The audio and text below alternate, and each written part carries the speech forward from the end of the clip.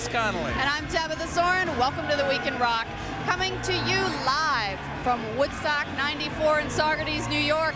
About 100,000 people are here, and another 85,000 plus are said to be on the way. They basically built a temporary rock and roll city here in the middle of nowhere, a vast spread to accommodate a sprawling musical lineup that ranges from the Red Hot Chili Peppers to Peter Gabriel, from Henry Rollins to the Allman Brothers, from Cypress Hill to Sheryl Crow. And best of all, Tabitha, of course, tomorrow, Crosby, Stills, and Nash will be followed by 9 Inch Nails. Pandemonium in front of the stage. Music started more than 7 hours ago. It's not going to stop until late Sunday night. But rest assured, we'll be here for all of it, with regular reports from all over the Woodstock 94 map, and all new editions of the Week in Rock on Saturday and Sunday. Well, they opened the gates to Woodstock 94 Thursday at 6 p.m., and Allison Stewart was on hand to greet the first wave of campers. So what was their mood, Allison? Well, I tell you, Chris, most people were pretty excited to be almost at the end of a long pilgrimage, but quite a few were cranky and had wet diapers over the fact that the gates opened some 7 hours late. Why? Because the organizers were still preparing the maze for which the ticket holders were going to have to go through. Here's more.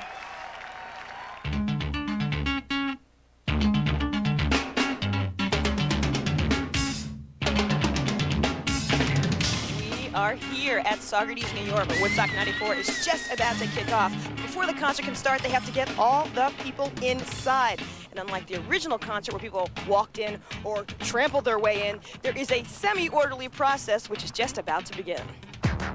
Welcome to Woodstock 2. Welcome to Woodstock 2. Where are you from? Buffalo, New York. How long have you been waiting to get in?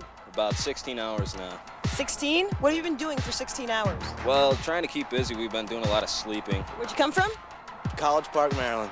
What do you have in all these bags? Basically clothes and stuff to live with. Do you know you have to go through a metal detector? Yes, I do. Are you cool with that? I'm cool with that. This is the gate in. Please remove all weapons, drugs, contraband. It ain't getting in here. Ditch it now. Security will check. Okay, what happens here is we got to get all the people, walk-ins or off the buses, into this corral. They wait in this corral until they are single file line through the security checks. The drill goes like this. They get corralled into that pen, funneled through the metal detectors, and then the bags get opened and searched. What happened to you? Oh, we got 2 bottles of vodka and a couple cases of beer taken. Thrown away. All the way from Washington State. There you go. We got a good time, all right.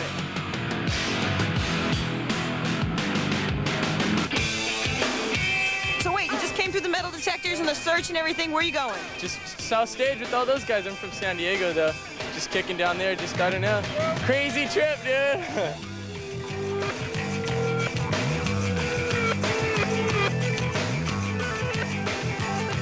So once you're off the bus, past all the security and the camera crews, it's your turn to get your little piece of Winston Farm, pitch a tent, unroll your sleeping bag, and get ready for tomorrow's show. Now they've actually had a little minor problem where people decide to pitch those tents. Quite a few people pitch them right in front of the main stage where Live are performing now. So earlier today, promoter John Scher said in a press conference that while they weren't going to remove anybody, he was hoping that kind of natural peer pressure would get people to find alternate space. As for what's coming in, still pretty strict. No booze, no drugs, no perishable food.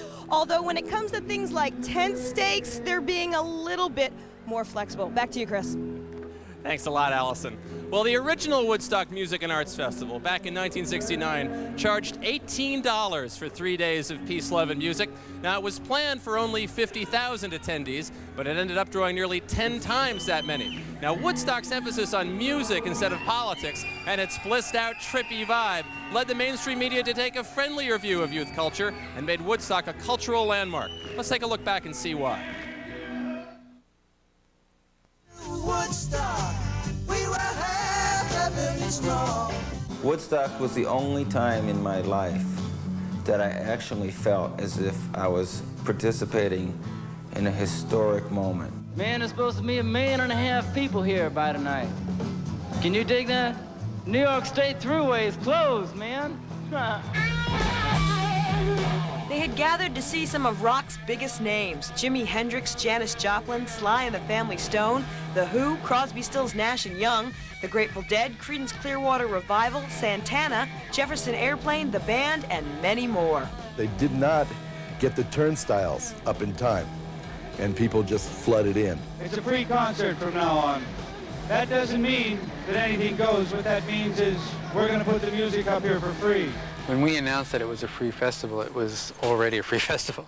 Financially, this is a disaster. But you look so happy. I'm very look what you got there, man. You couldn't buy that for anything. Sure. This is really beautiful, right?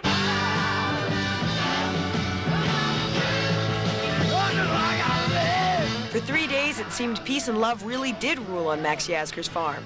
Despite serious shortages of food, water, shelter, and transportation, a friendly spirit of cooperation, mixed with lots of drugs, turned a disaster area into a peaceful but mud-covered community. It's a phenomenal mess, but everybody seemed to be enjoying themselves. Hey, if you think really hard, maybe we can stop this rain.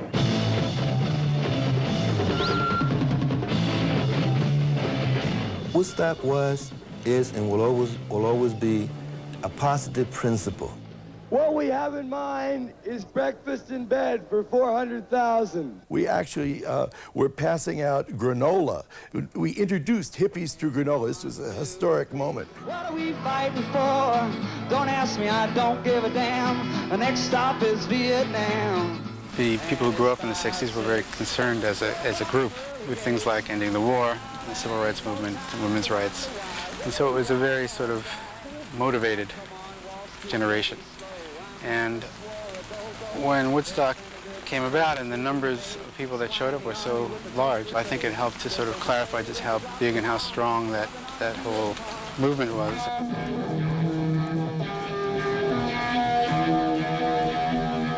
There was no Vietnam War, the CIA, you name it. Draft cards, it was no, and there was a fury to it. This was a chance to say yes, yes, yes, yes. Just love everybody all around you and clean up a little garbage on your way out and everything's gonna be all right.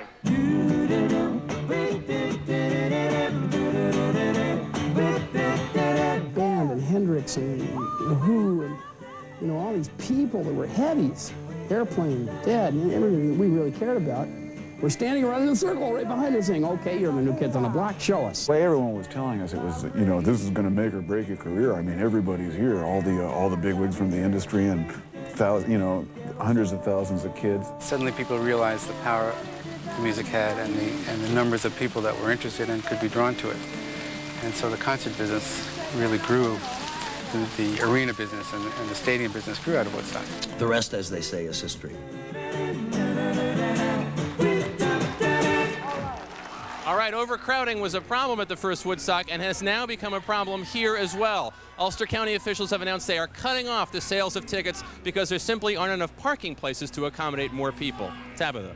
Oh, that's a shame. But here at Woodstock 94, the opening day musical lineup included such diverse bands as Orleans, Blues Traveler, and Jackal.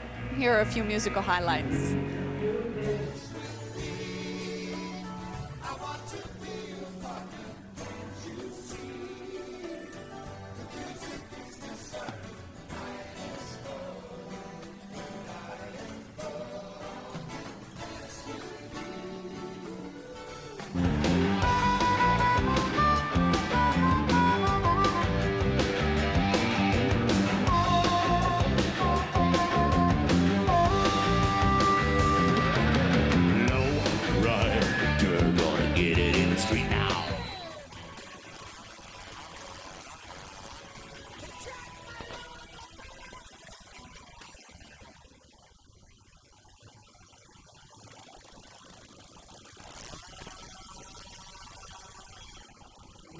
What you didn't see there was Jackal frontman Jesse Dupree dropping trow and showing off little Jesse for the crowd. I guess that's why God made pay-per-view. But we're going to catch our breath for a moment. We're coming right back with a look at how the host town of Saugerties is dealing with all this. And we'll meet some young people with a very personal connection to Woodstock 69.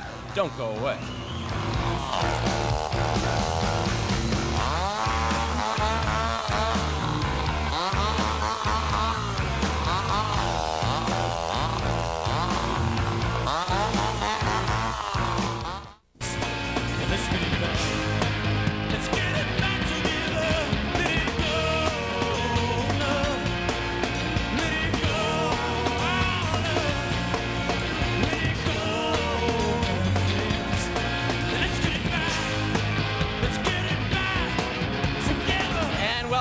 Week in Rock coming to you live from Woodstock 94, and that in fact was live, you saw on stage. This just in, apparently there has been a drug overdose here today. It involved a 20-year-old man whom we're told is in fair condition, but no word yet on the drug involved. Amidst the build-up to Woodstock 94, much has been made of comparisons to the original Woodstock. We tracked down some of the children of some actual Woodstock 69 performers to see what they make of the event that seems so historic to their parents' generation. Take a look. My mother is Grace Slick and my father is Paul Kantner, and they played with the Jefferson Airplane. You can ride inside our car. My dad is Country Joe McDonald. My parents are Dominique and Robbie Robertson.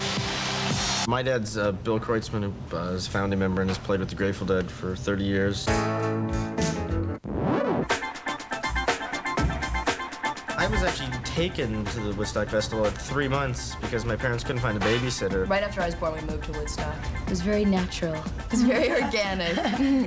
Everybody was nice and had a lot of hair. Well, the best memory I don't have of it is the one my dad told me. Is they had a sound guy at the time who was named Osley, who was more famous for making acid in the 60s. Oh. And crazy enough, they let him do sound. So it starts to rain, and they're playing on a steel stage. So every time Weir or Pigpen or Garcia touched their guitars, it got huge shocks.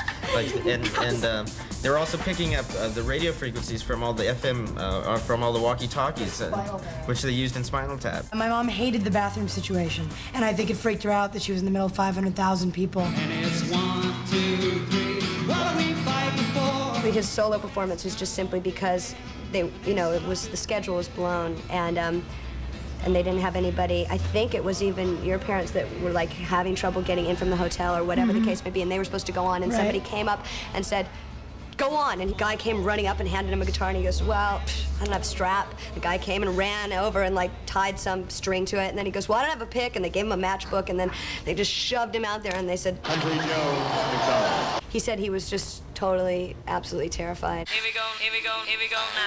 This is the dress my mom wore at Woodstock, along with some white bell-bottom pants and some shoes, or maybe not some shoes. And it still has the sweat marks, has every part of Woodstock you can imagine.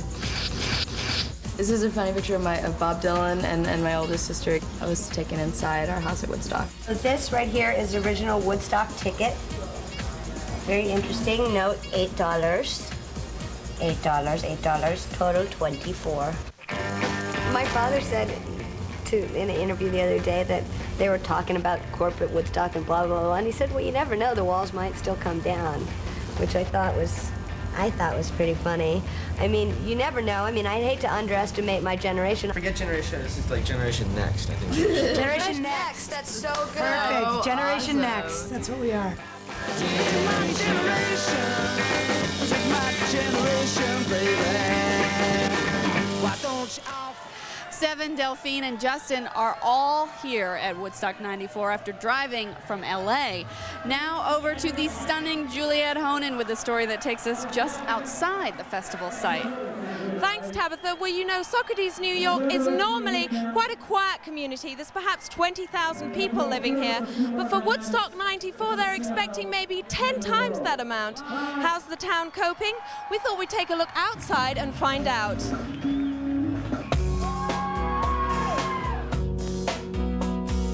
I think we're doing terrific. I really do. I think this has been a great adventure for the town here. People trucking by with their backpacks and their camping gear and their water jugs and their Woodstock attitudes. This is beautiful. This is the best thing that's ever happened to Socrates. What are people wanting to buy this week? Condoms. Condom sales are brisk. Gotta have them. Inside, I got a fountain of love, man. Get 3 chances for $2. What's the strangest thing you've seen so far? Thank you very much. You know, they said if they'll build it, I will come. I have arrived. You think some people in town maybe were worried about this? I certainly. Got to be worried about it. But don't do no good. Let it happen, right? Having a good time? I'm with him. Very good. Local people spoke out and said no trespassing. My shotgun's loaded, but you know, that's carrying it a little bit too far, I think. People are all coming in. They're all friendly, behaving themselves. We're happy with it. I think they're doing a great job with the traffic, and I think everybody's really nice. And we welcome everybody. everybody. I'm disappointed that Guns N' Roses won't be here. I hope the Stones show up. And you never know who is going to turn up. Chris? She said Chris. There we go. Well, we're going to take another short break right now, but still to come. All aboard. Oh, go ahead. No, you go ahead. Oh, no, all aboard the Bookmobile bus with Green Day. And a trip to Woodstock's 94 Surreal Field. As the Week in Rock continues live from Woodstock 94. Do stay tuned.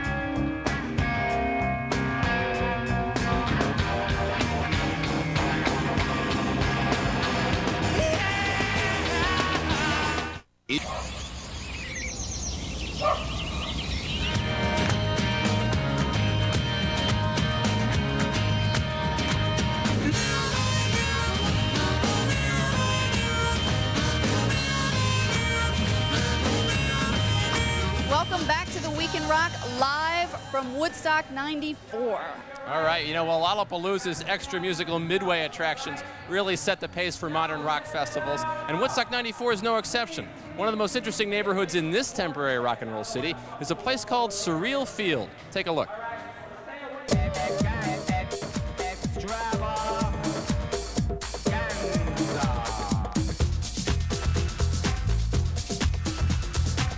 This is a fun zone to teach people about new technology.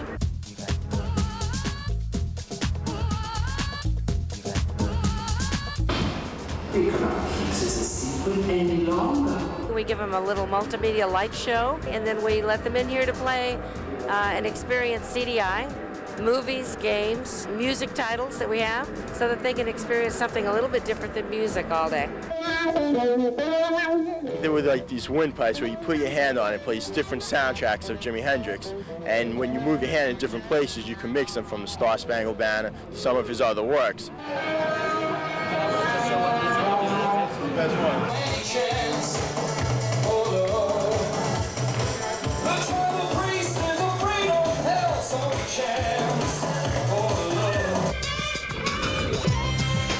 It's a hydraulic motion simulator pod. We run our simulators. We run a bunch of different types of software programs on them. What we're running right now is the Peter Gabriel Mind Blender Rock Motion Theater. The ride kind of is synced to whatever they see on the screen, and it kind of shakes them around. It makes them feel like they're experiencing exactly what they see on the screen. It was a wild ride. Going down the throat was everything. Going down the throat of the frog. I've never seen nothing like that before. It was great. You put on these they're updated, like 3D glasses almost. They're not like the colorful ones or anything. It's like you're doing this sport, listening to the music, and I think the music heightens your sense of like the visual and the music. You're there. You go in there, you put on these little glasses, and you just shut your eyes, and it lights up, and like all the lights rush at you, and there's like soothing music in your ears. It's like you go on a voyage. It's like Psycho. It's like you go on a robotic, voyage with the lights. I think it's great. I came to Woodstock just expecting music, but I mean, this is technology. It's great. I'm really enjoying it, All right, and a lot of people seem to be enjoying not just Surreal Field, but all of Woodstock 94. You've been up here now at home base for a good amount of time. You get a sense of the vibe of this festival yet? Yeah, I think the mosh pit is really the place to be for this festival. And if you're, not up to being thrown around and being bruised, they actually used a blanket today to swing people up, so you landed on a blanket and you were assured of not having a bone broken or so. I'm kind of into the whole mud concept, Yeah, and there's a misting tent if you want to get clean afterwards, That's right. I know that you brought 2 different kinds of deodorant, so you're fully prepared. I'm set for life. There's no way around it. Well, that about does it for this edition of The Week in Rock. But there's a lot more of Woodstock 94 to go. And we're going to be bringing you an all-new Week in Rock from here tomorrow at 11:30 a.m. and 6 p.m. And another on Sunday at 11:30 a.m. And we'll be back with more live Woodstock 94 reports coming up next. Stay tuned.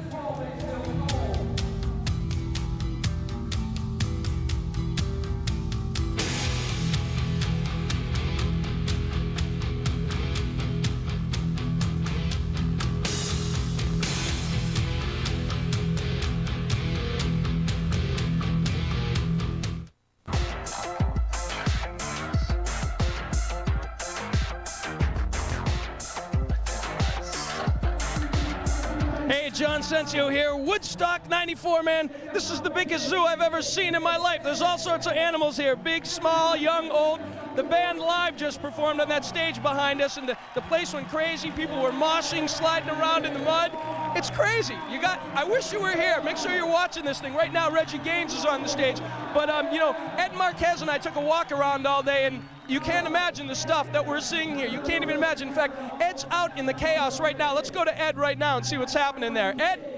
Hey everybody, this is Ed Marquez live from Woodstock. Thank you, John. That's a beautiful ponytail you have, John, here on this Woodstock 94 weekend. I'm here with my good pal Stacy Guy from Iowa. And I wanted to ask you about what you've seen so far as the bands, and first of all, I want to thank you for the whole free love thing that we did before the cameras were on. She grabbed my nipple real quick, and that was a great gift. Get going. But what about the bands? We've seen a lot of local bands, Blues Traveler. We've seen Jackal, really good performance, a little bit crazy. Jackal, they did the number with the chainsaw at the end, which is very exciting, right? Sash, sure. A little bit of Flesh, sure.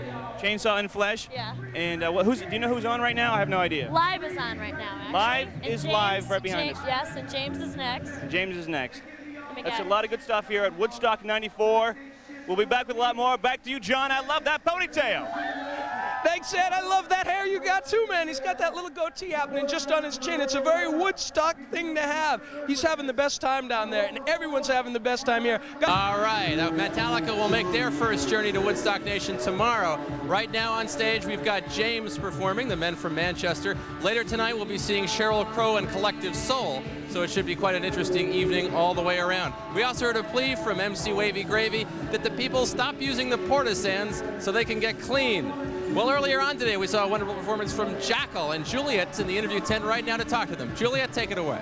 Thanks, Chris. I'm actually here with Jesse and Chris from Jackal. How you doing? Oh, doing great, doing great. We just had a blast out there.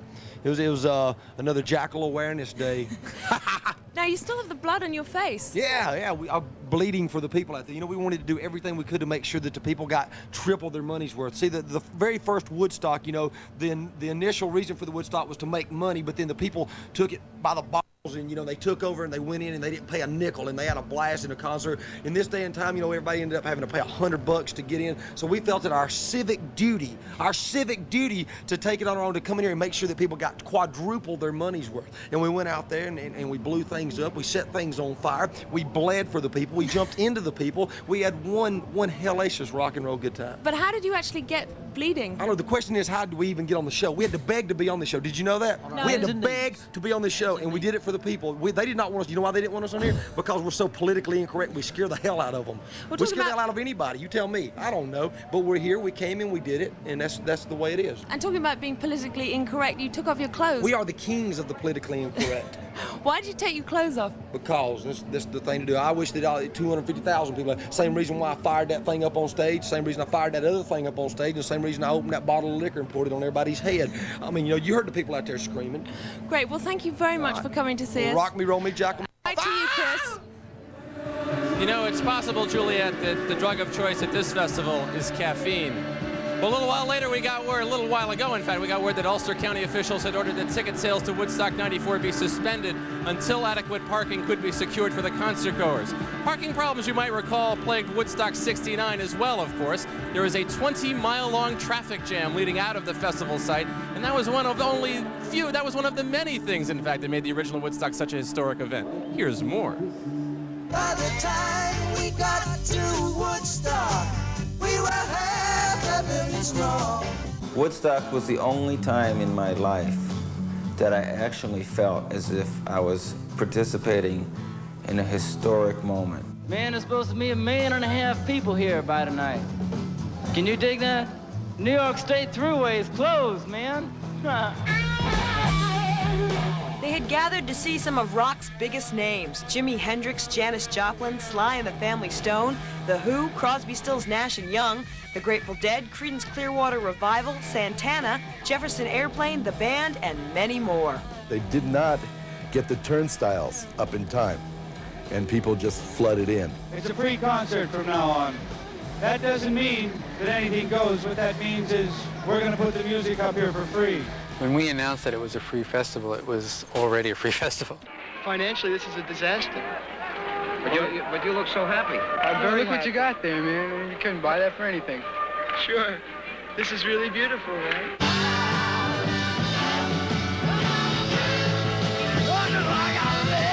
For 3 days, it seemed peace and love really did rule on Max Yasgur's farm.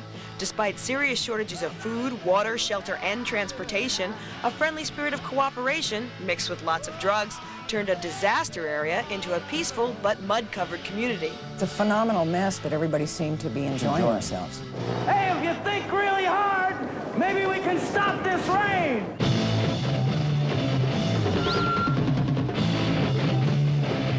Woodstock was, is, and will always be a positive principle. What we have in mind is breakfast in bed for 400,000. We actually were passing out granola. We introduced hippies through granola. This was a historic moment. What are we fighting for? Don't ask me, I don't give a damn. The next stop is Vietnam. The people who grew up in the 60s were very concerned as a group with things like ending the war, the civil rights movement, women's rights. And so it was a very sort of motivated generation. And when Woodstock came about and the numbers of people that showed up were so large, I think it helped to sort of clarify just how big and how strong that whole movement was.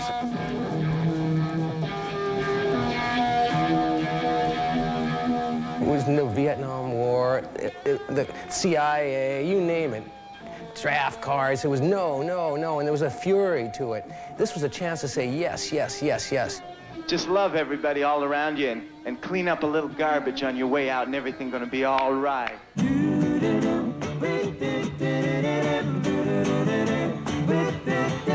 Band and Hendrix and The Who and, you know, all these people that were heavies, Airplane, Dead, and everything that we really cared about.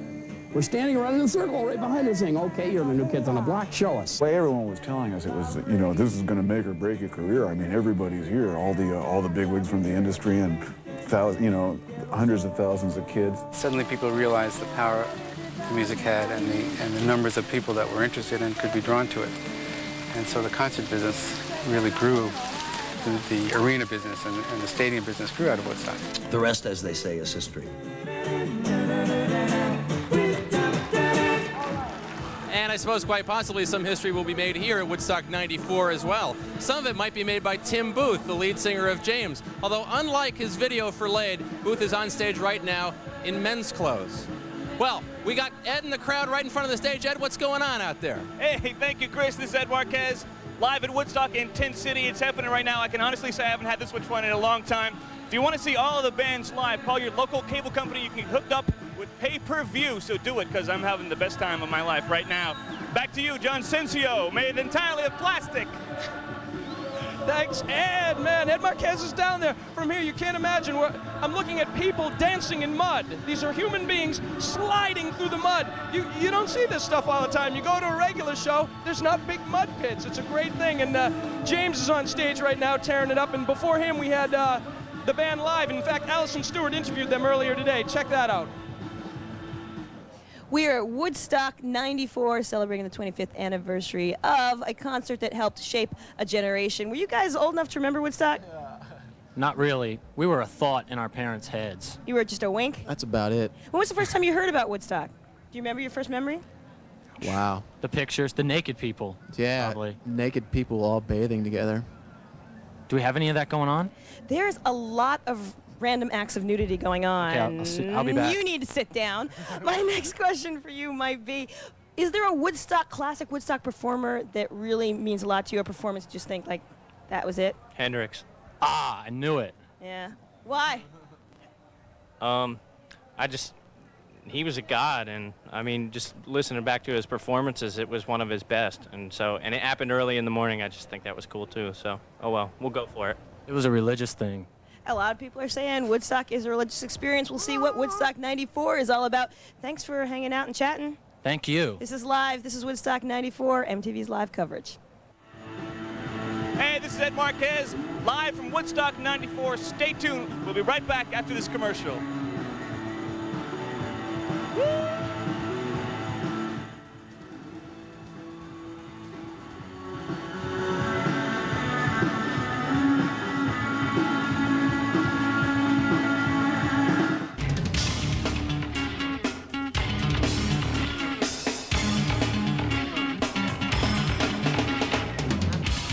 Welcome back to MTV's continuing coverage of Woodstock 94. I'm Chris Connolly, and we're so live, it's scary. You know, Woodstock has a long and rich political tradition. In fact, in 1919, just 2 years after the Russian Revolution, the American Communist Party was founded in this town. Recently, Woodstock has become more associated with more bucolic pursuits, the environment, among other things. And at this particular festival, there's no exception to that rule. There's a place here where various environmental activist groups can proselytize. It's called the Eco Village, and alongside it, there's that staple of small-town America, a crafts fair. Here's a look at it.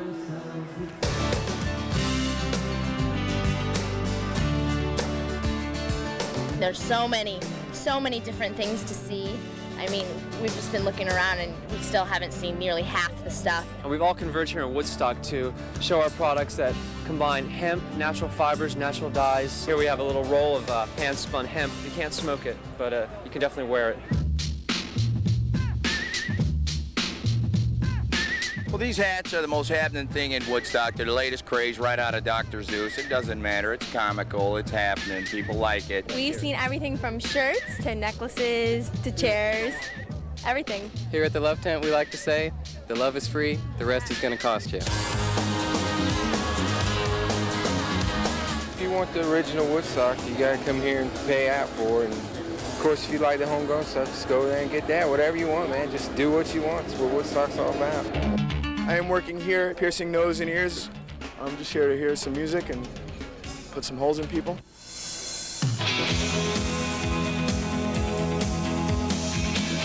The Eco Village has really opened my eyes to a lot of stuff I didn't know about. I think the whole Woodstock thing so far is really, really peaceful. I think everybody's really trying to, get it together. I mean, the Greenpeace thing is amazing. Cyrus is a solar generator. It's actually also a display of solar power in action. We're powering this whole eco village with just this one trailer, and there's about 20 tents down here that have outlets and lights at night, all from Cyrus.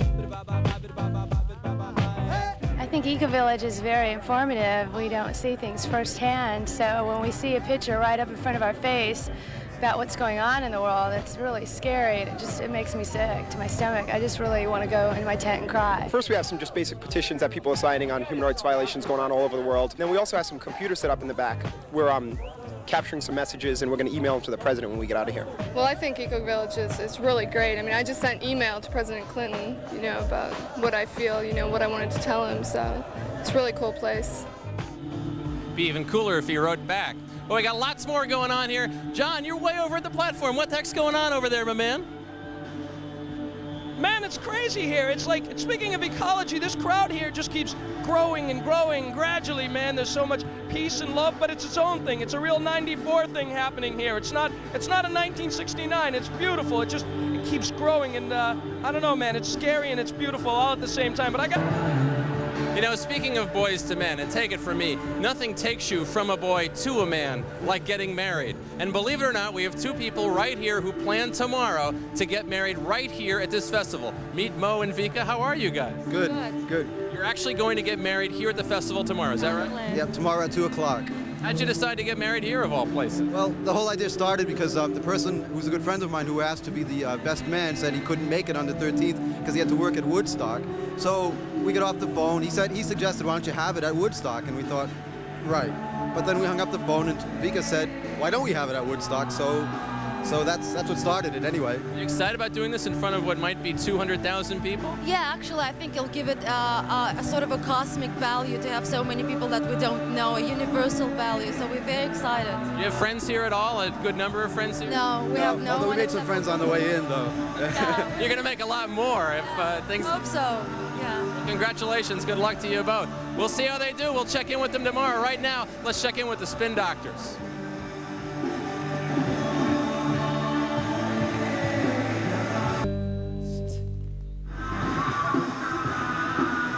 That was the Spin Doctors. You let your heart go too fast. John Sensio here live at Woodstock 94, and it's just an unending phenomenon. You know, earlier today I was walking around and there's this guy dressed up like the king, man, Elvis Presley, and on his back it said, "If you build it, he will come." And that's the whole mood here. Everyone just keeps coming, and it gets really hot, so I make sure I got my liquidator with me, man. This is the best thing you need while you're out here. And if you want to catch everything non-stop live in its entirety, make sure you call your pay-per-view operator so you can get this special event at home, in your house. It's a very nice thing. But make sure you stick around, because on the way we got much, much more to come.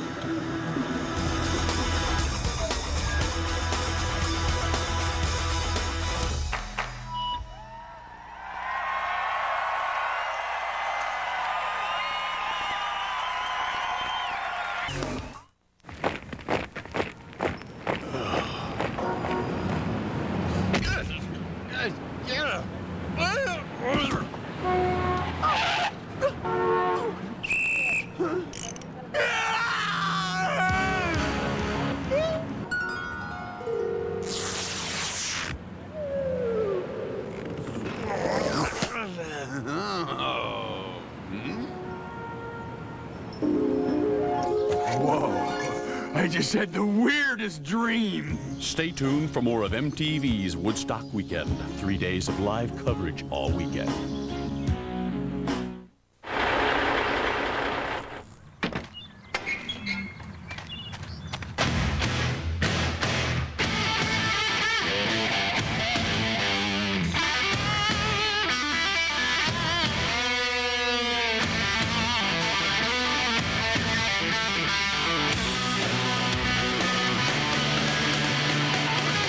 Woodstock 94. The concert you've waited your whole life for.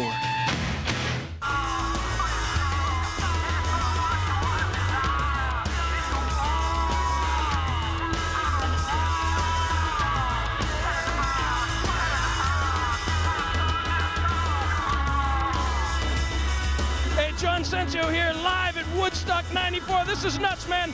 This is the biggest party you could ever imagine. Right now behind me, the band James is playing. Now, these guys are from Manchester, England, so we got a bi-coastal thing happening here. And the lead singer, Tim Booth, he's been singing into this loud microphone and just dancing around like a crazy person. And the people love it. They're going nuts. And it's such a large crowd, you wonder how these people in the back see. Well, they got these gigantic TV screens. I mean, not the regular big TV screens, humongous TV screens. And they can see James just doing their thing. But right now, where's Juliet Hone? And Juliet, what are you up to? Well, I'm here in the interview tent, but yesterday, before all this fun started, they were actually running 6 hours late. The gates were supposed to open at 12. They didn't open until 6. But when they did, Alison Stewart was there.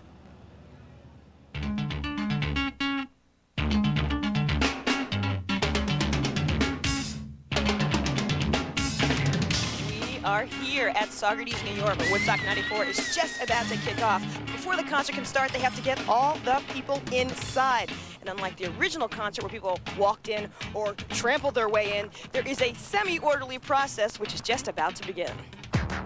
Welcome to Woodstock 2. Welcome to Woodstock 2. Where are you from? Buffalo, New York. How long you been waiting to get in? About 16 hours now. 16? What have you been doing for 16 hours? Well, trying to keep busy. We've been doing a lot of sleeping. Where'd you come from? College Park, Maryland. What do you have in all these bags? Basically clothes and stuff to live with. Do you know you have to go through a metal detector? Yes, I do. Are you cool with that? I'm cool with that. This is the gate in. Please remove all weapons, drugs, contraband. It ain't getting in here. Ditch it now. Security will check. Okay, what happens here is we got to get all the people, walk-ins or off the buses, into this corral. They wait in this corral until they are single file lined through the security checks. The drill goes like this. They get corralled into that pen, funneled through the metal detectors, and then the bags get opened and searched. What happened here? Oh, we got 2 bottles of vodka and a couple cases of beer taken. Thrown away. All the way from Washington State. There you go. You got a good time, all right.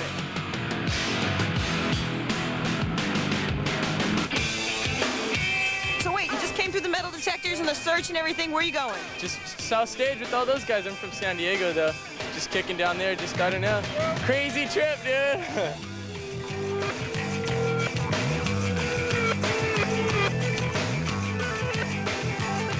So once you're off the bus, past all the security and the camera crews, it's your turn to get your little piece of Winston Farm, pitch a tent, unroll your sleeping bag, and get ready for tomorrow's show.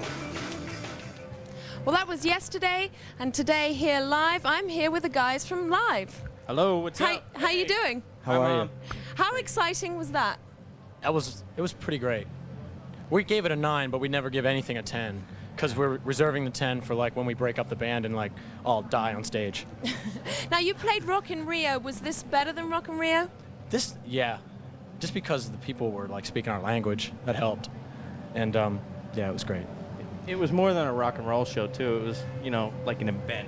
When we played Rock in Rio, it was just a big concert, and this is so much more than that. Now, what about the fans out there? Do you think a lot of people knew who you were? Because you kept saying, we're live, we're live. We hope so. That's why we tell them we're still in that bar band kind of phase. You know, hey, we're live. We're from down the road.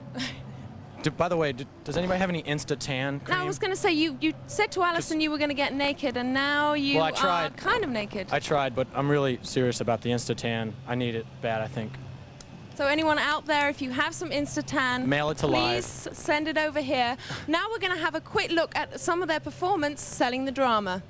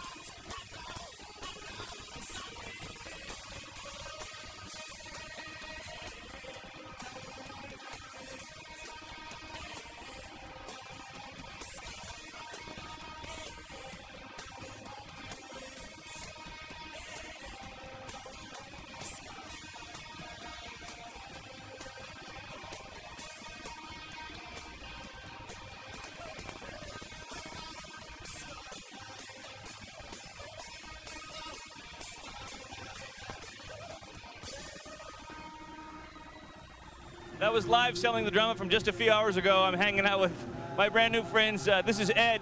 I automatically like a person whose name is Ed. Yep. How you doing, man? Hey, all right. I don't blame you, dude. You're chilling. And Ed and your bunkmate, Roger. Cindy. From New Hampshire. New Hampshire.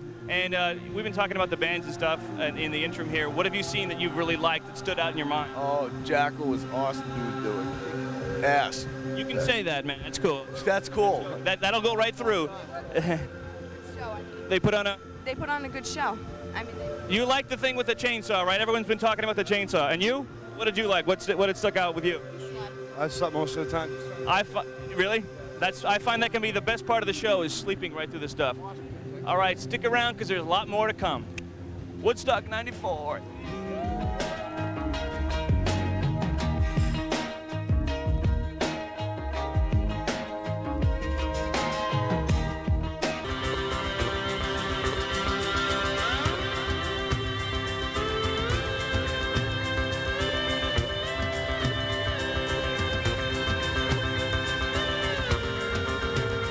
Welcome back to MTV's continuing coverage of Woodstock 94. James still just destroying this audience here on stage. It is really exciting to watch these guys get excited. Sufficiently enthusiastic performances in front of the stage have resulted in 3 people being taken off on stretchers to the medical tent. Hopefully it's just natural exuberance and nobody's getting too badly hurt. Playing before an audience this big is different for different people at Woodstock 94. Dolores O'Riordan, the lead singer of the Cranberries, says that the largest audience she's ever played to is 15,000 people. But she once saw the Pope perform to a large group, so I guess she knows how to deal with things. Sheryl Crow, on the other hand, whom we'll see later on this evening, used to work, in fact, with Michael Jackson, so she knows what a big bunch of folks look like. So does John out there on the platform. John, how's it going out there? It's going great, Chris. Thanks, man. This is John Sensio here. If you guys want to catch this whole show in its entirety, make sure you call your local cable operator and you get the whole special event. This is James behind me. Did a dynamite site, man. The people just go crazy. You know, a lot of people were wondering if this was going to be a big corporate event or what it was going to be like. But let me tell you, this is a real happening. These people it's a real communal thing. They got their tents up. They're huddled up close to each other. You'd love it if you were here. Make sure you stick around. On the way, we got a video for the #1 single in the country. Stick around.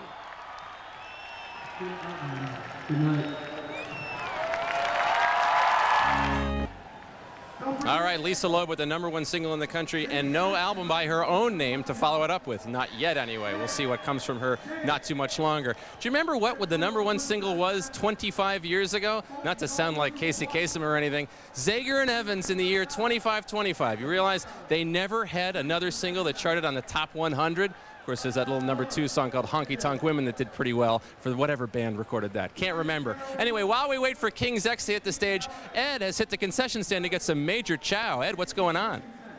Thank you, Chris. That was fat. Coming up, we have Candlebox far behind. Stick around from that. They're going to be performing here. A lot of good stuff here at Woodstock 94, all right? Have a fry on me, all right? That's good coffee.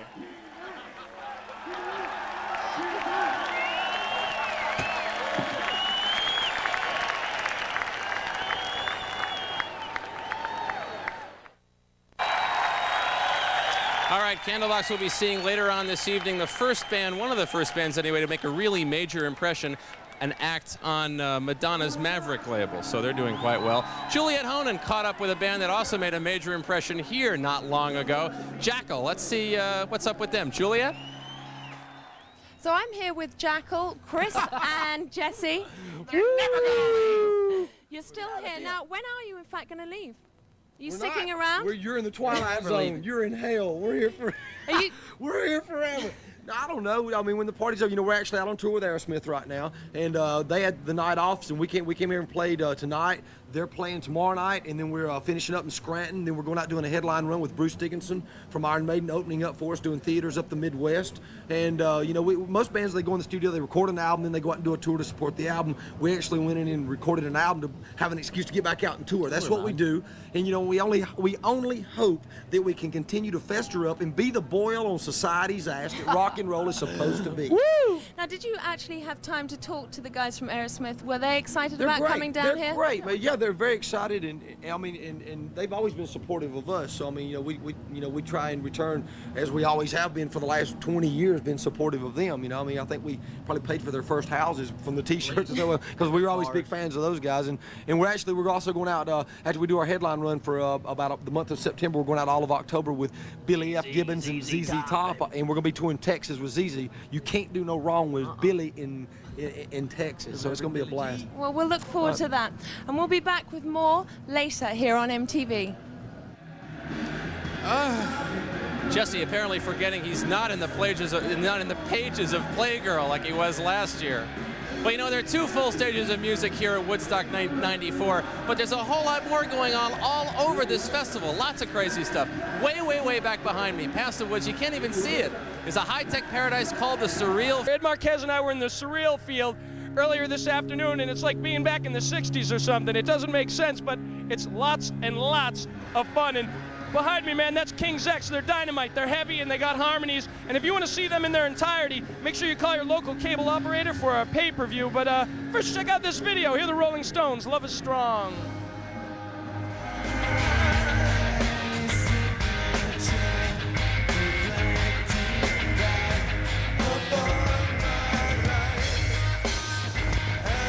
Hey, this is Ed Marquez, live Woodstock 94, about 300 yards from the stage.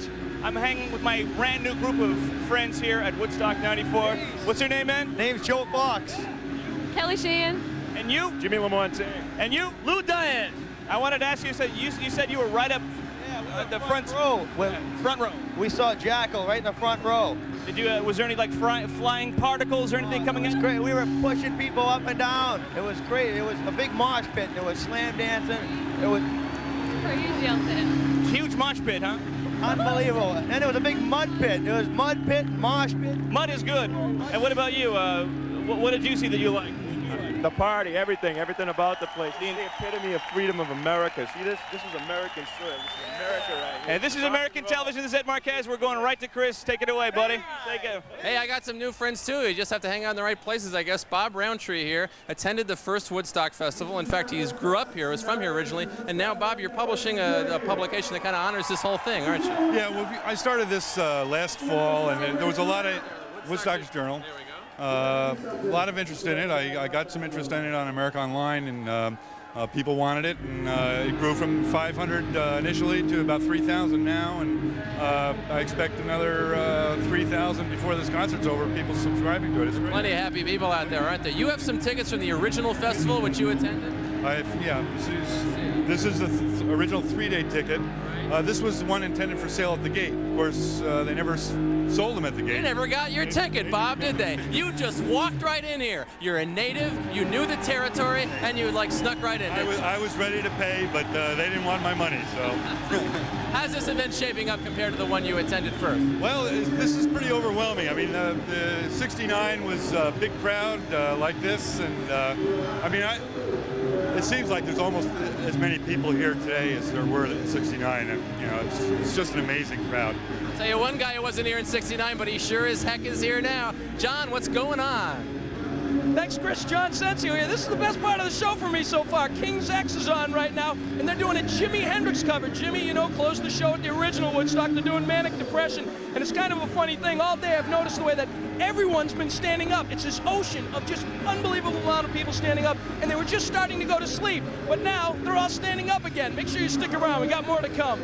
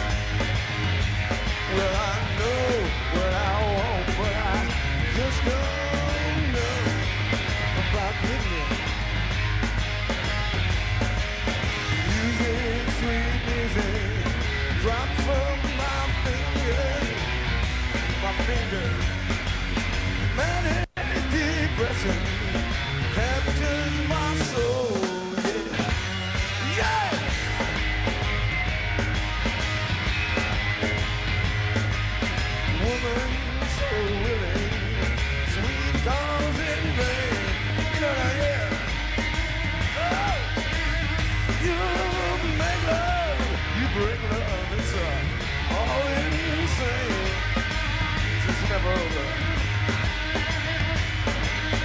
Music, sweet music, wish I could caress with a kiss. Many depressions, a frustrated mess, yeah. Frustrated, frustrated, frustrated.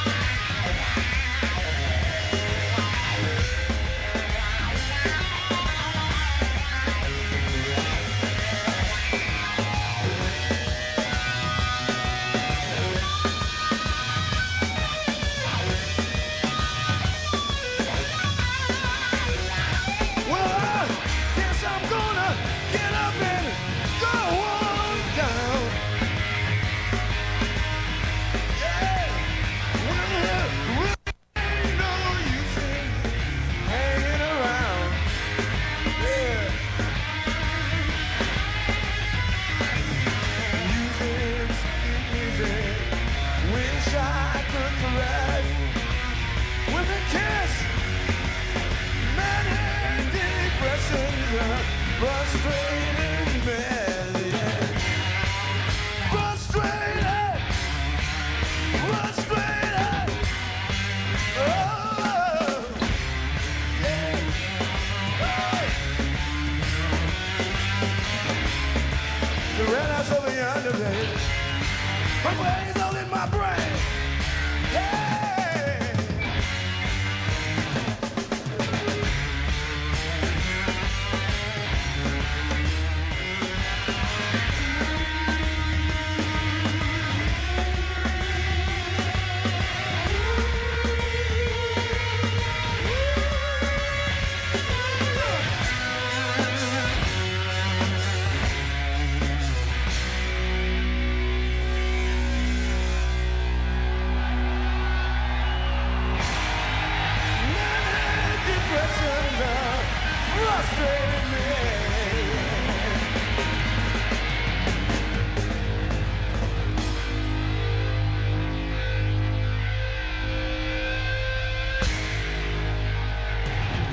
That right there was my personal highlight so far of Woodstock 94. That was King's X doing a cover of Jimi Hendrix. I'm John Sencio. This is Woodstock 94. And if you want to catch this entire event in its entirety, make sure you call your local cable operator on pay-per-view type of special event thing, man. It's a beautiful thing. This is a gathering of the tribe. Stick around. We got more to come.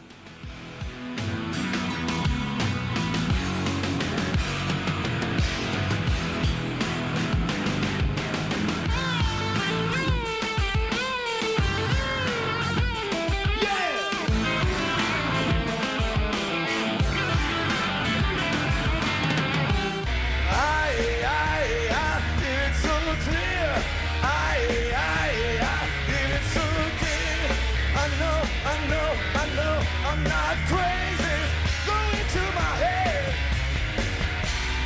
Music, music, I hear music, I hear music. Hey, John Sencio here, live at Woodstock 94. King's X is still on the stage, tearing it up. And it's a funny thing, as I mentioned earlier, people are just starting to lie down for the first time, and then King's X got on, who have definitely been the heaviest band so far today, and everyone's back up on their feet, and it's a very beautiful thing to see people moshing in the front row, and in the back they're just sort of cuddling up, getting in a Woodstock mood. But if you want to see this thing in its entirety, make sure you call your local cable operator for a special pay-per-view event. But Juliet Honen's somewhere. Juliet, what are you doing right now? Well, I'm here, John. Even though I am alone, I'm still having a great time. Looks like you're having a great time. Now, does anyone remember Randy of the Redwoods? Well, he's here. He's in a little bit of a time warp. But anyway, here he is.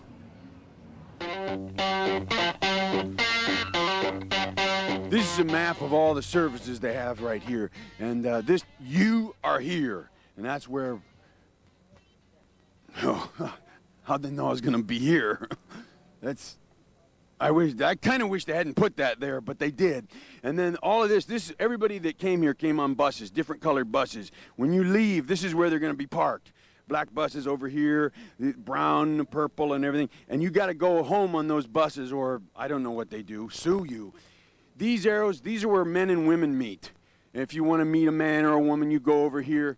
And these are just numbers. I'd ignore those. These arrows here, this means a meeting place for bisexuals. And you notice Woodstock has a lot of like just bisexual meeting places all over. I really wish this wasn't here. That is very unfortunate. I mean, who knew that I was going to be here? That's what I want to know. Okay. All right, I'm just all of a sudden kind of bugged, so let's move away from, I hope that doesn't follow me. So that was Randy giving us a little bit of a tour. Someone who doesn't need a tour is Ed Marquez, because he's actually been around the grounds and he's right there right now. Hey everybody, this is Ed Marquez with my brand new Woodstock 94 friends. They just saw James perform Laid, and now it's your turn. Hannibal Lecter. You recall in 1969 there was a lot of bad news going around. One of the worst things that happened, of course, were the Tate LaBianca murders in Los Angeles. And so I get the feeling that something like Woodstock, with its nice pastoral sense and lots of young people having a good time, was catnip for the media. And as you see, Life magazine put out this special issue, which sold a tremendous number of copies. And from there, all kinds of groovy things happened. I remember the Woodstock album getting played a whole lot. I went to #1. It was there for a while. Woodstock 2 I actually remember even better, which just goes to show what a pathetic sequel-oriented guy I am. I remember Joan Baez singing Sweet Sir Galahad off of this, which was about her sister, I think, who had just married Richard Farina at the time. Well, we got lots more coming your way, all kinds of cool things, so be sure to keep it here. We're going to have lots of fun. One of the bands a lot of people think are really going to tear it up tomorrow, 9 Inch Nails, coming your way right now with Closer.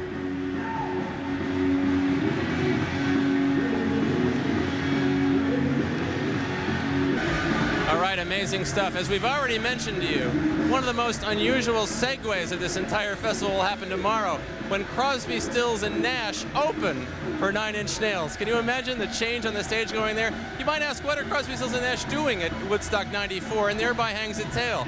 Given that this is 1994 after all, to put together this festival, the producers of the festival commissioned a market survey of sorts to find out what their audience 16 to 25 would want in bands. They asked for the Dead and for Pearl Jam. Regrettably, they weren't available. They didn't test very well on the concept of a reunited Clash, which was talked about for a while, or any country music. And to the great surprise of everyone involved, a reunited Crosby, Stills, and Nash tested great. Go figure. So we'll see him tomorrow with 9 Inch Nails. Right now, we're going to check out Ed. What's going on? Hi, everybody. It is Ed Marquez, live at Woodstock 94 with my very new bestest friends. Fireworks are going off. What's your name? Stephanie from Texas A&M University. Stephanie from Texas, and you are? Kelly from Columbus, Ohio. And Kelly had a dream the other night that she was going to be on MTV, right? Yes, I just say hi to Greg Grants in North Carolina. What a horrible dream. What a horrible dream. And what kind of stuff did you pack for the trip? Special stuff? Lights, tents, toilet paper for porta potties. Did you bring anything special? Extra underwear, toilet paper, tent, and a blanket. The most important things are right there in that list. And also, I wanted to let everyone know that right now it smells like bacon. I don't know what that means. Bacon, bacon, bacon here at Woodstock 94. And right now we're going to go right back to my good friend John Sensio, who's wearing a scrunchie on his ponytail, I think. John, are you there, Johnny? Thank you, Ed. God bless you. You're always hanging out with the babes. John Sensio here. I got the best seat in the house. I'm above everything. And you know, a lot of people talk about the differences between the first Woodstock and this one. Well, I can see the mosh pit back there. And they didn't have those back then. In this mosh pit especially, most mosh pits people body surf. This one, they're like being tossed through the air. Make sure you stick around. We got more to come.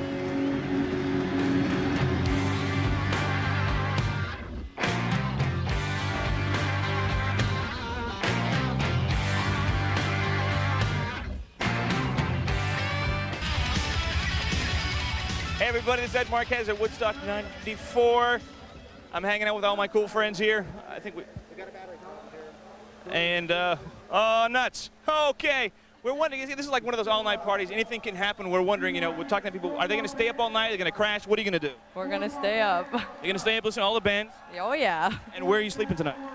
I'm not. You're not sleeping at all? No, you're just going to stand for the whole time. Yeah. And what about you, man? I'm staying up and I'm partying for all my pork over buddies back in Canada, man. Party on, you're missing a lot. Party on, eh? Woo! Party on, eh? We got a whole bunch more stuff coming, so stick around because we're going to be up all night, baby. All right? All night long. This is Ed Marquez. See you, Chris. Bye. Bye, Chris. Ed, take it away. There's nothing like a Canadian party, a people like us, only nicer. Right now we're waiting on the arrival of Sheryl Crow to the main stage. She cites as some of her main influences 2 big records that were released in 1969, the year of the first festival, Let It Bleed from the Rolling Stones, and Nashville Skyline, a country-flavored album recorded by the man who was kind of a myth around here 25 years ago, maybe still is, Bob Dylan. He'd had a motorcycle accident in '66. He'd been rather reclusive afterwards. Wound up recording 2 of the most wonderful records in the history of rock and roll, the Basement Tapes, John Wesley Hardin. There was a lot of talk that he was going to make a reappearance here. He'd shown up in '69. He'd shown up at a Woody Guthrie benefit in '68. A lot of people hoping, some people even came just for the chance that Dylan might show up. He didn't. Even more maddeningly, he showed up at the Isle of Wight Festival just a few months later. Why didn't he play here? Well, he's an enigmatic guy. Maybe we can find out when he does play here 25 years later on Sunday, if I'm not mistaken. So that should be a special event. You get a little taste of the fusion between Bob Dylan and the band in this package that you'll see right now. This is a look back at the Woodstock Kids, and one of them is Robbie Robertson's daughter. So take a look. Good-looking set of youngsters, those guys. They look like they're doing a good job. John, not to be cruel or anything, you can't see them from here, can you? Sure, I can see, youngsters everywhere, man. These are all Woodstock kids. It's a funny thing. I don't know if you've noticed this, but there's little kids, there's big kids, there's people like, older than my mom and dad. It's crazy. Have you seen the same thing or what? It's amazing. I mean, the level of family involvement in this, husbands and wives and children, it's just remarkable. What have you liked so far of what you've seen? Who are the bands who have really impressed this audience? Well, I think the last band, King's X, really tore them apart, and people were really impressed by the antics of Jackal, and I'm just amazed that everyone's so happy. I mean, I know it's just the beginning of the thing, but you got parents and kids and all these toilets and all this paint and hippie thing happening and 94 thing, and everyone's happy. Has that struck you at all? Yeah, I think so, and it's impressive that with 2 different generations here, a lot of different tastes in music, they've still been able to find acts who appeal to all sorts of people, as perhaps Sheryl Crow will right now, huh? Yeah, I know what you're saying, man. Right now we got a video speaking of that. Here's Green Day with Longview. Check it out.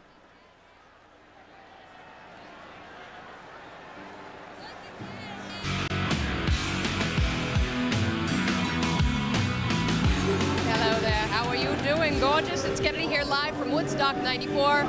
And this is Woodstock Nation. It's a special edition of Alternative Nation, which means you're going to get to see the usual videos you see during this hour. And we're also going to show you some of the performances we caught today from the stage. We have an array of reporters out there roaming around doing their thing, including Ed Marquez and John Sancio from MTV's Tower above the crowd. How you doing up there, guys? We're on the tower! Hello, John Kennedy. Sancio, You've got an Marquez. amazing stomach, Kennedy. I enjoy you. We like your stomach in Woodstock. There's 250,000 people listening to Collective Soul. 250,000? That's a lot of freaks. That is, man. That's a real lot of freaks. Hey, where's Juliet Honan? I can't find her, man. Take it away, Juliet.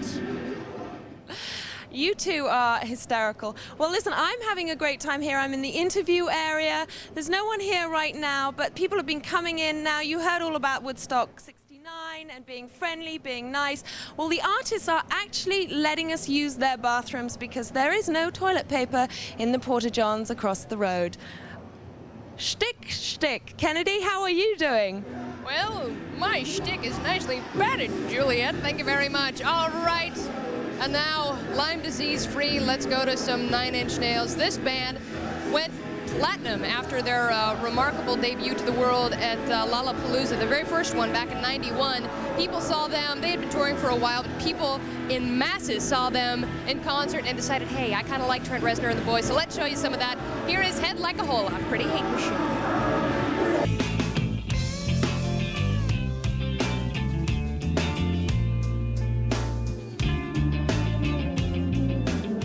Hey, John Sancio here with Ed Marquez. It's Woodstock Nation, not Alternative Nation. It's very special. It's a very special edition, and John and I were just talking about our preconceptions about what Woodstock would be like, and now that we're here, what it's like. So what do you think, man? It's much better. People thought it was going to be this commercial thing, and it's so real. I mean, there's people sleeping in tents outside, just like... I was out there earlier, and I was feeling the love.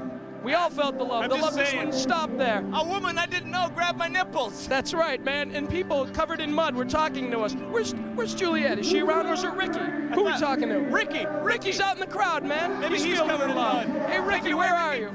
Ricky, you're the Hey guys, I'm out in the crowd right now. Check it out. I was looking at my watch. I think I have been out in this general area right now for like 15 hours, and I thought it was real crowded when I was here at noon, and right now it's like double. They're saying like 250,000 people and like 80,000 people outside.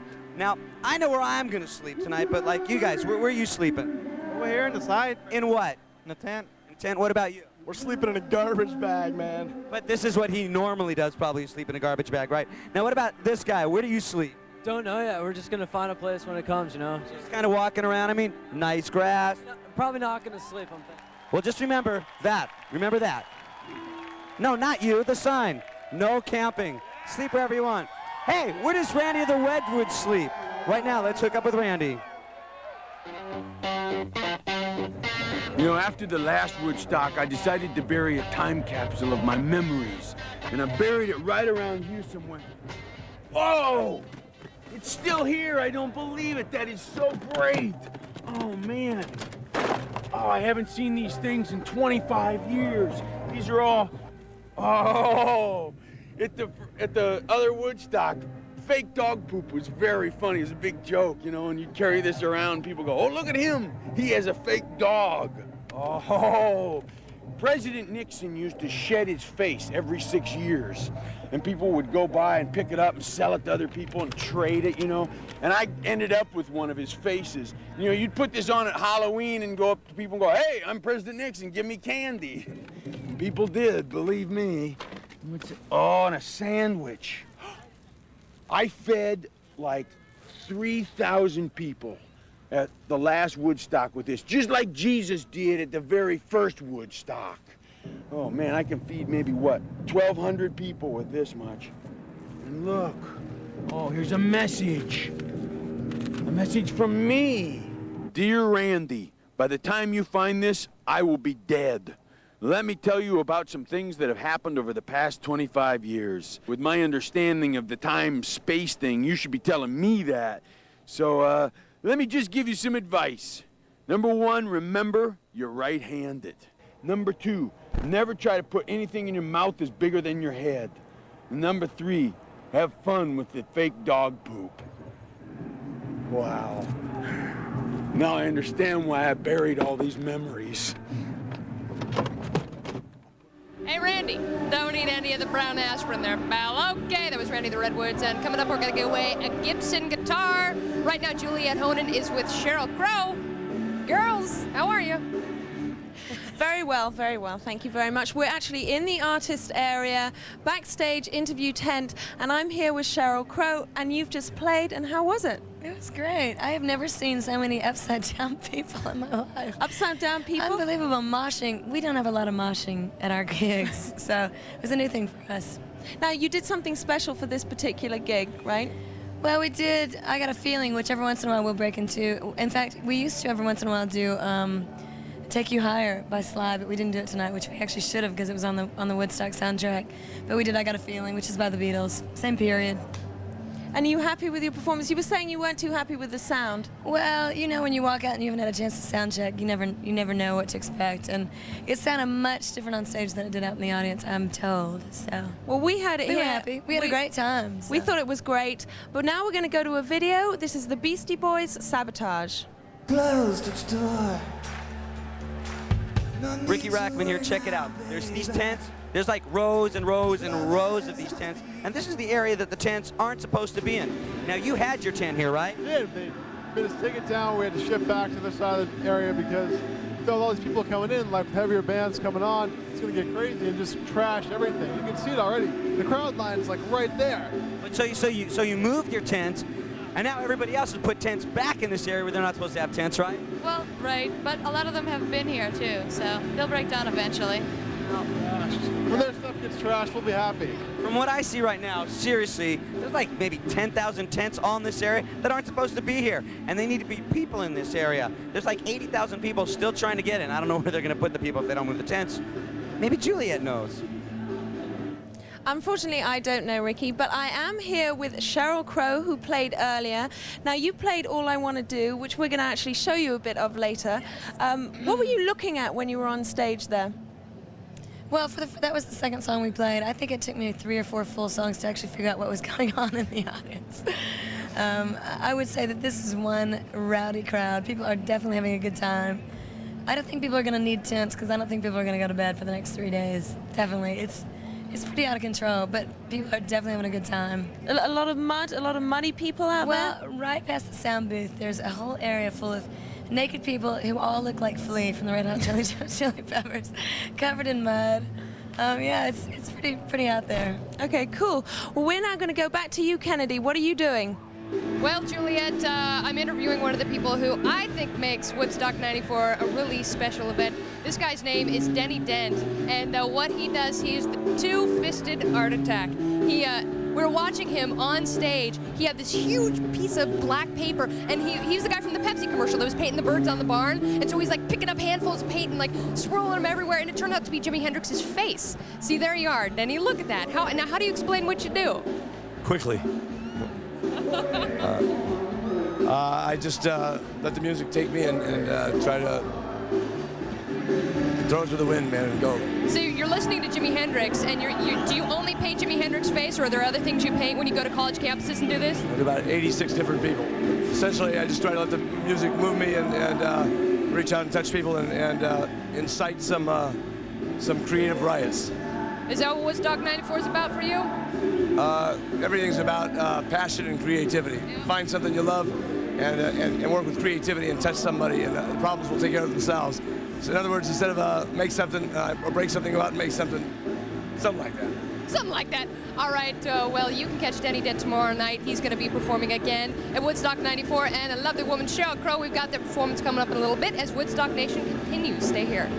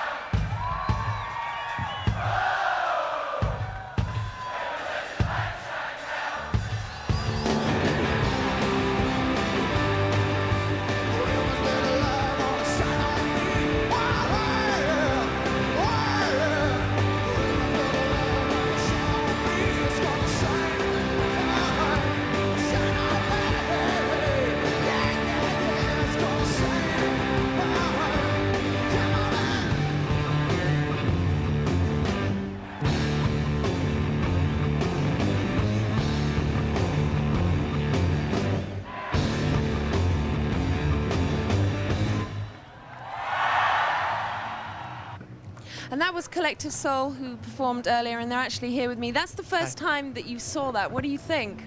I don't know. It's like we really were up there. That was us? Yeah. Now, what happened? Your mic broke at one stage?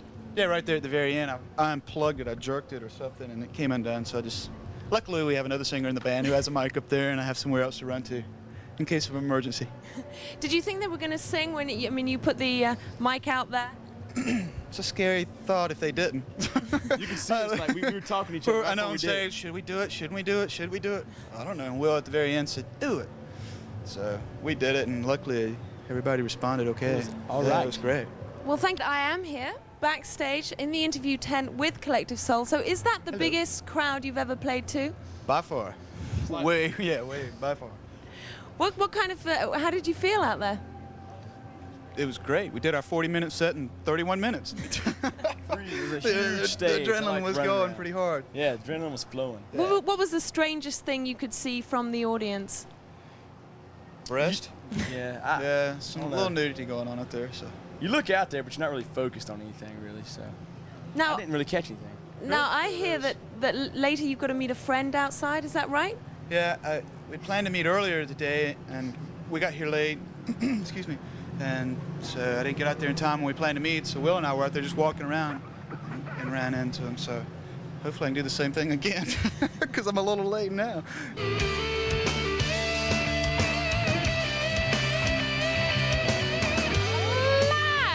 From Saugerties, New York, it is Kennedy here, Woodstock 94, Woodstock Nation. It's a special edition of Alternative Nation, and of course, Collective Soul left the stage a little bit ago, and if you want to see what's going on, you want to see all the bands, you want to get in on the action, and you can't get to Saugerties, well, call your local cable operator, and they will hook you up with pay-per-view. So there you go. We're also going to give away a Gibson guitar a little later on. I want to check in with my boys. First, Ed Marquez, John Sensio, where are you? We're on cloud 9 because a strange woman just showed us her bottom. Yeah. Who knew? Who knew? It was groovy. You know why? It's because she just saw Collective Soul. They tore the place down. People were going crazy. Yeah, people going crazy for Collective Soul, and now they're looking for children. That's actually on a more serious note. They're looking for 4-year-old boys who are lost. But they're waiting for Candlebox as well. Speaking of 4-year-old boys who are lost, where's Ricky? Ricky, are you there? I'm here. Check it out. I've been walking around this whole thing at Woodstock for the past day or so, and way down there is an area called Surreal Field. So I decided I would walk down there, check out Surreal Field. There are so many people. You can't really realize how many people are here until you start walking around. Once I got there, it took about an hour and a half to get back because it was just wall-to-wall people the whole way. But nobody was really pushing or shoving. Actually, everybody's been pretty cool. Now, way over there at about 2 o'clock in the morning, they're going to have a rave, and the Light is going to play at the rave. I can't wait to see these people that are into, like, the Allman Brothers and Metallica raving. But it will happen, and much more, tonight at Woodstock. Now, Sheryl Crow played not that long ago, and check this out. This is Sheryl Crow at Woodstock. 1, 2, 1, 2, 3.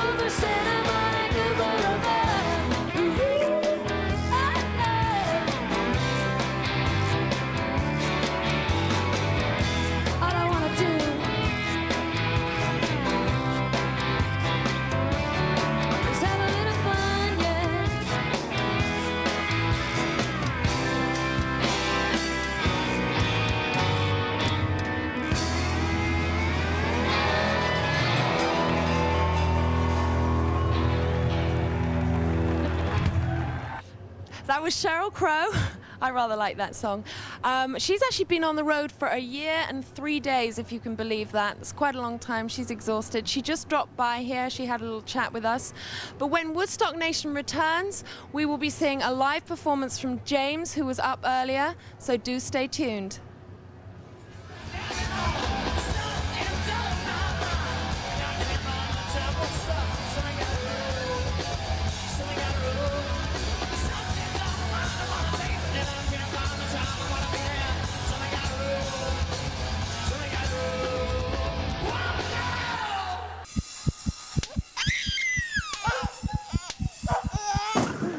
You, baby.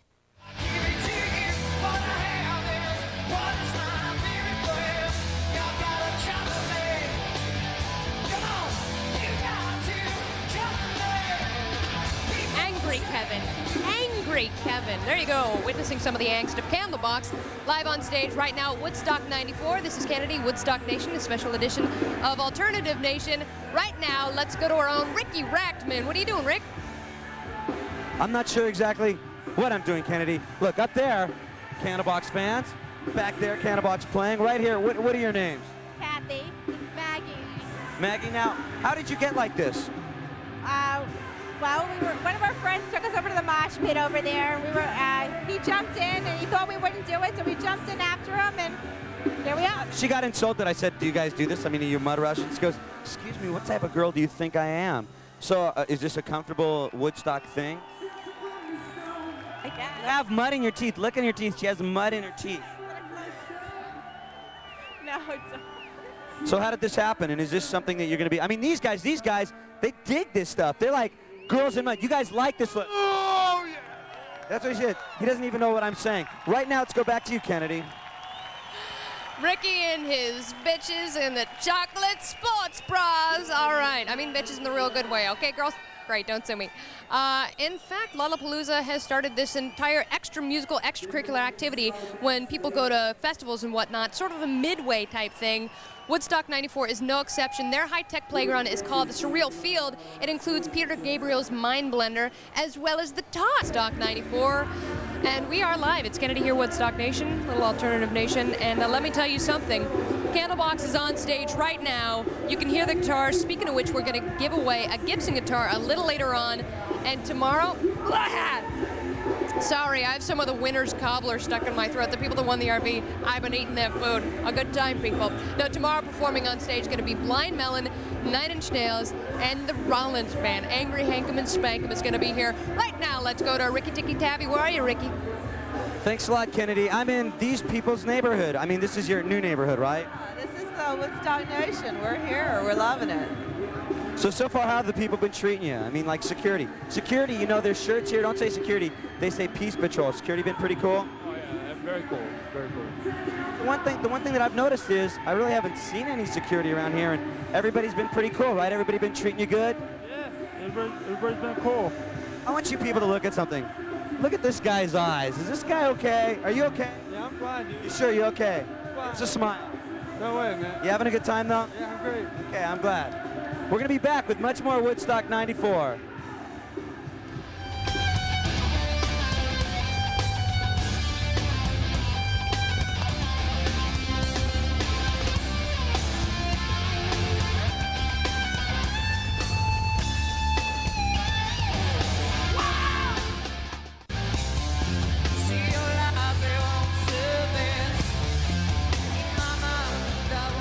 Hey, this is Ed Marquez, live at Woodstock 94. You're watching a special edition of Woodstock Nation. Right now, our own Juliet is backstage hanging out with Collective Soul. Right there, Candlebox. Huh?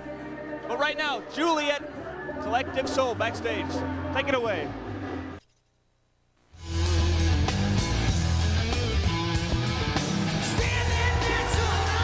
Some of the insanity here at Woodstock 94. Kennedy Live, Woodstock Nation. It is Alternative Nation, and you're watching the videos that matter to you, babe, like the Red Hot Chili Peppers give it away. Speaking of which, it is now time to give away that Gibson guitar, and it's no ordinary Gibson guitar. It is a Gibson Epiphone. It's a reissue of the classic 57 Riviera. Can we please see the guitar, Mr. Gibson, man? Oh, that's a beaut. Right there. That's a beaut. That's a fine piece of equipment. That's wonderful. Thank you. You're beautiful. I love you. And in order to give away this lovely guitar, what we're going to do is have a little bit of a trivia contest. We've got 2 contestants here. Contestant number 1, what is your name? Adam Stevens. Adam, what's your name? Jack. Adam and Jack. All right, Adam and Jack, are you ready to rumble? Great, fantastic. I'm going to ask you the first question. Adam, this goes to you. Who closed the 1969 Woodstock Festival? Who closed? Jimi Hendrix. That is correct. Now, Jack, let me ask you a question. He got his correct. What was the cost of a 3-day ticket to the 1969 Woodstock Festival? $18. That is correct. We go on to round number 2. No one has won the guitar yet. Adam, what famous director of Taxi Driver was involved in the making of the Woodstock film? Bill Graham. Don't know. No, I'm sorry. That is incorrect. Adam has lost round 2. We go to you, Jack. What's the name of this farm where this Woodstock 94 festival is taking place? What's the name of this farm? This farm? Socrates. Actually, that is wrong. I'm sorry. We have to go on to round number 3. Okay. And who opened the 1969 Woodstock Festival, Adam? Bob Dylan. Bob Dylan did not. I'm sorry. That is incorrect. And now, Jack, I ask you, how many reported incidents of violence were there at the 1969 festival? None. That is correct, and you have just won yourself a 1957 Gibson Riviera, and it is, no, it's a reissue of that. It's the 94 Gibson Epiphone. Fantastic, beautiful. Go be like a kid with that. Play, have a great time, and right now we're going to have a little party of our own, so we're going to take a look at some of the kids of the people who performed at the original Woodstock back in '69. They made their way cross country, and reportedly they're all here, so let's take a look at some of the nice children. Children? Take my generation, baby. Why don't you off? Generation Next, huh? Generation Next. I'm Ed Marquez, and this is John Sensio, and this is Woodstock, and that's the type of strange thing that happens. Mind melding here. It's great. It's at the We have our Field. own brand of Woodstock kids right out here. Yeah, man. And they're getting ready to see the Violent Femmes as I am, and I know Johnny Boy right here. Oh, I am. We're all violent femmes inside, right, man? Whatever you say, man. What's next? What's next? It's Ricky's next. Is he? Ricky, man, I dig you completely. Are you there, buddy? I'm here, man. Check it out. I have been here now on these grounds for 18 hours nonstop. And if you're wondering about the organization of this Woodstock, like it went just like it was supposed to, nothing like the old Woodstock, these 2 guys, how much did you pay to get in here tonight? Nothing. I just walked in. Okay, now how did you get in? Tell me about it real quick. We hitchhiked from Pine Plains, a 3-hour hitchhike, then we just walked in. Just walked right in, no tickets or nothing. Now this guy paid for his ticket, but he had a whole different story. I want to hang out with this guy. Tell me about how you got here. I kind of had to like run over my mom to get. Now he's not kidding. He's not kidding. Tell me about what happened real quick. Well, she was just trying to grab the keys from me, and I just like took off while she was like right by the car. Did you run over her in her own car? Well, I didn't really run her over. I kind of just hit her a little bit. So basically, anybody looking for a roommate, this guy needs a place to live, okay? But for the next 3 days, you're here at Woodstock, right? Okay, check it out. Right now, we're going to go to a band. I bet you guys are into Porno for Pyros, right? Yeah! Really? This is a band that's playing here at Woodstock 94. Here's Porno for Pyros.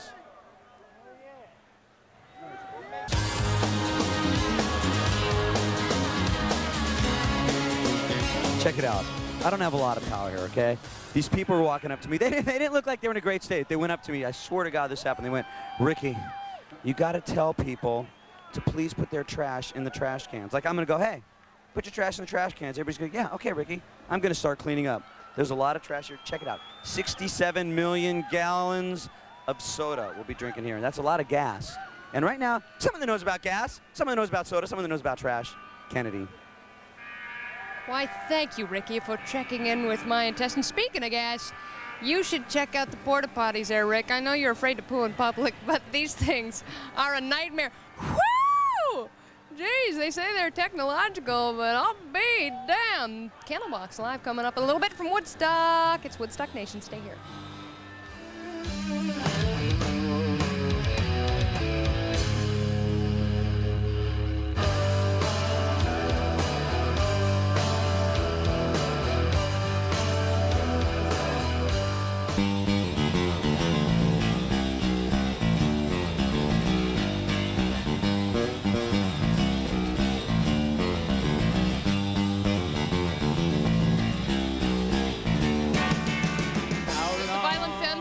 Woodstock 94. The crowd is going crazy.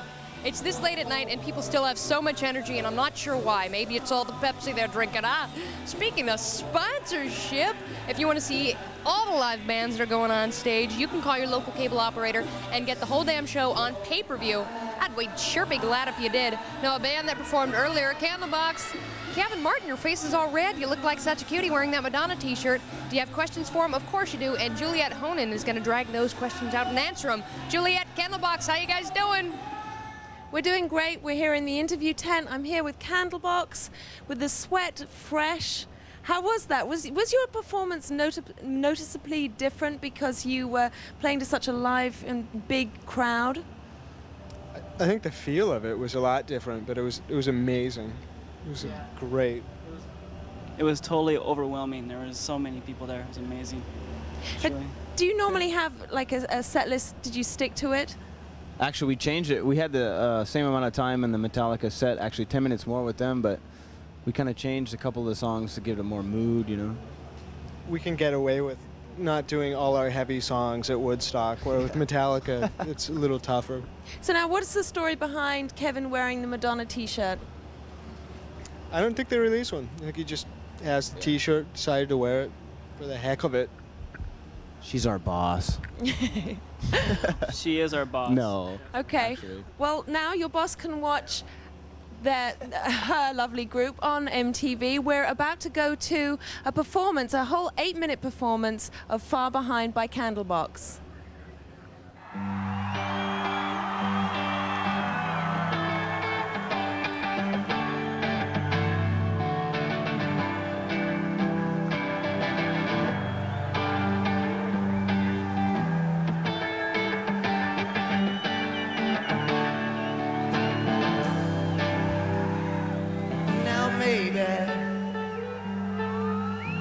Didn't mean to treat you bad, but I did it anyway. So maybe some would say life was sad, yeah, but you lived it anyway. So maybe your friends, they stand around and watch you crumble as you falter to the ground. Yes, someday friends, they stand beside you, are flying. Oh, you are flying oh so high. Then someday people look at you for what they call their own. They watch you suffer. Yeah, they hear you coming home. But then someday we can take our time to brush your leaves aside so you can reach those. Hey, but you left me for behind.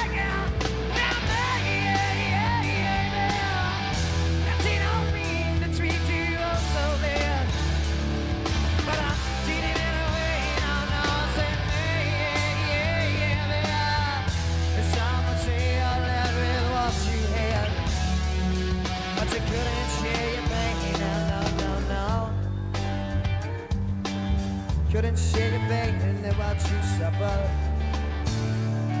Oh, no, no. So maybe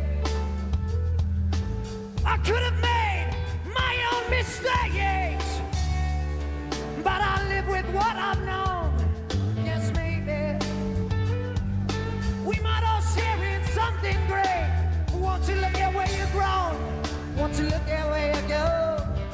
Then someday comes tomorrow holds sense of what I did for you in my mind. As y'all trip your final line, cold day when you lost control. Shame you left my life so soon, should have told me. Hey, but you left me for the yeah. Now, yeah. They don't mean to treat you so bad, but I did it anyway. Some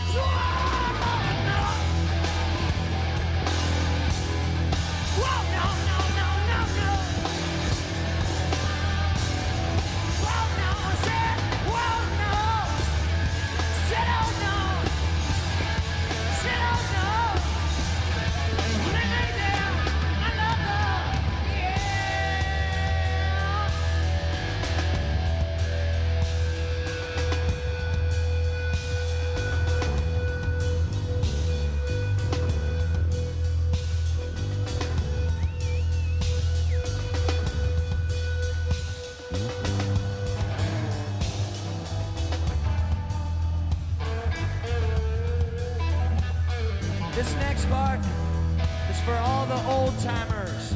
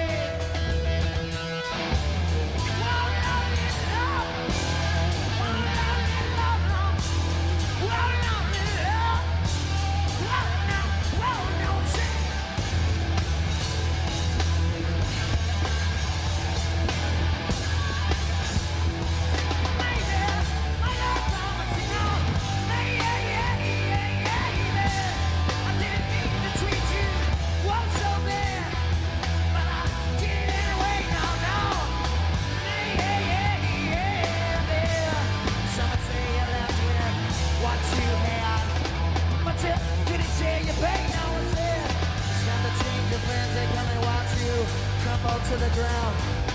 They watch you suffer, and they don't give a man. They'll hold you down. Maybe my lover, maybe my brothers didn't mean to treat you bad, but you left me far behind. Left me far behind. Left me far behind.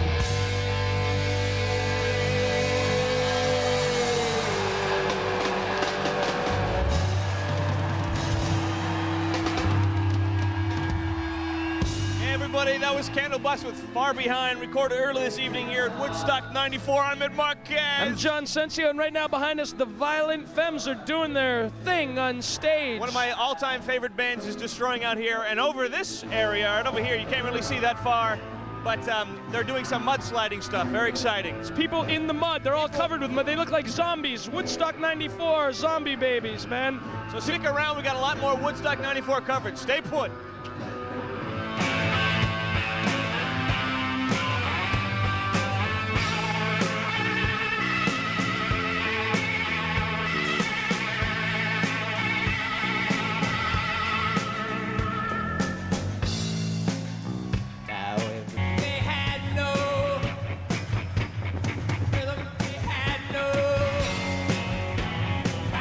When There you go. Those are the Violent Femmes on stage live here at Woodstock 94. This is Woodstock Nation, a special edition of Alternative Nation. It's your good friend Kennedy. And let me tell you what you have to look forward to within the next 2 days. 9 Inch Nails are going to destroy everyone on stage. It's going to be amazing. And that's going to be one of the performances to watch here. And we're also going to see Porno for Pyros, Rollins Band, Primus, and Green Day. Now, let's take a look. What might we expect from Green Day?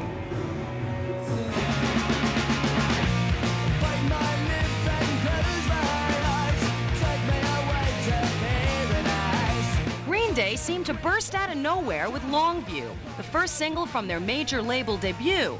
But they'd already had a strong following from their earlier independent releases and surprised some die-hard fans by signing to a major label. A lot of people tend to claim ownership over a band because if they get into them, you know, especially on an underground level, because it's that much more personal. There's no real backlash that really bugged the hell out of us or anything. It was more, you know, let's just put out a record and try to make it better than our last.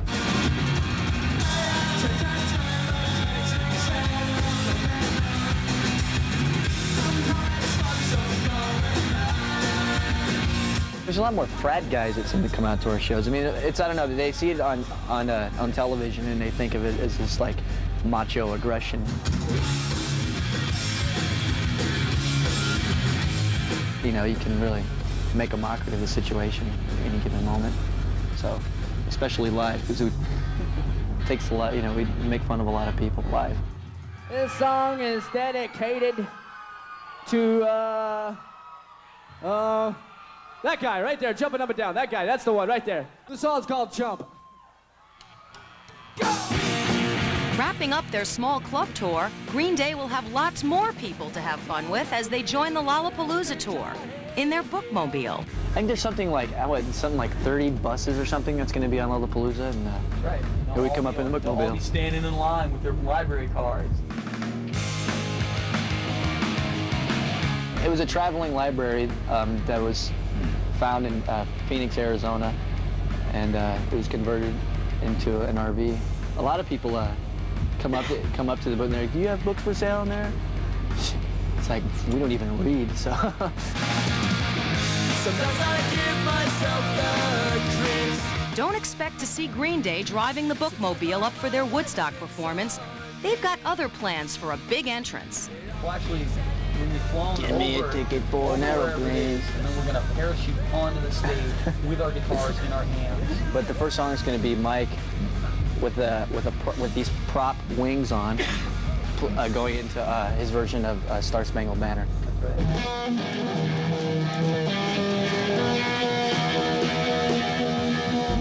It might turn out to be something actually kind of neat. You never know. Like a neat documentation of what was actually going on. Hey, Ricky Rackman here. Check it out. I'm looking forward to Green Day playing at a Woodstock. And I got to tell you, hanging out here all day, I've had my nice hippie side, almost had the real love thing going. But the evil side came out in me. I had all these people help me out. We've been standing over this guy. He's been sleeping for an hour. We're going to wake him up. Watch. 1, 2, 3. Wake up! Hey! Hey! Hey!